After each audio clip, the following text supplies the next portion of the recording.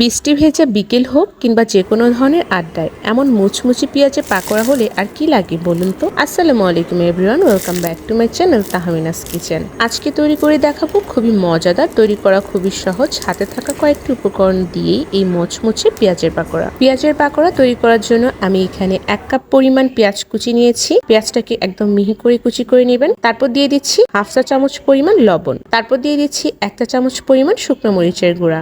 আপনারা যদি ঝাল বেশি খেতে পছন্দ করেন সেক্ষেত্রে আপনারা শুকনো মরিচের পাশাপাশি কাঁচা মরিচও দিতে পারেন। তারপর দিয়ে দিচ্ছি 1/4 কাপ পরিমাণ ধনেপাতা কুচি। আমি এখানে ধনেপাতার পরিমাণটা একটু বেশিই দিচ্ছি। এখন একটা চামচের সাহায্যে সবকিছু একটু নেড়েচেড়ে মিশিয়ে নিব। মিশিয়ে নেওয়া হয়ে গেলে দিয়ে দিচ্ছি 3/4 কাপ পরিমাণ শুকনো চালের গুঁড়া। শুকনো চালের পরিবর্তে আপনারা চাইলে এখানে কর্নফ্লাওয়ার ব্যবহার করতে পারেন। আর দিয়ে দিব 3/4 কাপ পরিমাণ বেসন। 3/4 কাপ মানে হচ্ছে 1 কাপের চাইতে একটু কম। আপনারা চাইলে এখানে সম পরিমাণ সবকিছু উপকরণ মিশিয়ে নিতে পারেন। এখন 1 কাপ পরিমাণ পানি দিয়ে সবকিছুকে একটা চামচের সাহায্যে খুব ভালো মতো মিশিয়ে নিচ্ছি।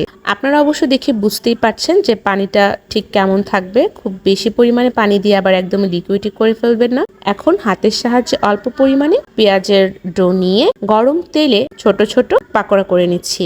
অপেক্ষা করব এক পাশ গোল্ডেন কালার হওয়ার আগ পর্যন্ত। এক পাশ গোল্ডেন হয়ে গেলে একটু উল্টিয়ে নিচ্ছি। একইভাবে দোনো পাশটাকেই খুব সুন্দর মতো গোল্ডেন ব্রাউন কালার করে ভেজে নিচ্ছি। দেখুন কতটা সুন্দর কালার চলে এসেছে আর পাকোড়াগুলো কিন্তু একদম মুচমুচে ভাজাও হয়ে গেছে। এখন আমি পেঁয়াজের পাকোড়াগুলোকে তেল ছড়িয়ে তুলে নিচ্ছি। শব্দ শুনে আপনারা অবশ্য বুঝতেই পারছেন যে পাকোড়াগুলো কতটাই মুচমুচে হয়েছে। আমি একটু ভেঙেও দেখাচ্ছি, ভিতরটা কিন্তু একদম প্রপারলি কুক হয়েছে আর উপর থেকে একদমই ক্রিস্পি।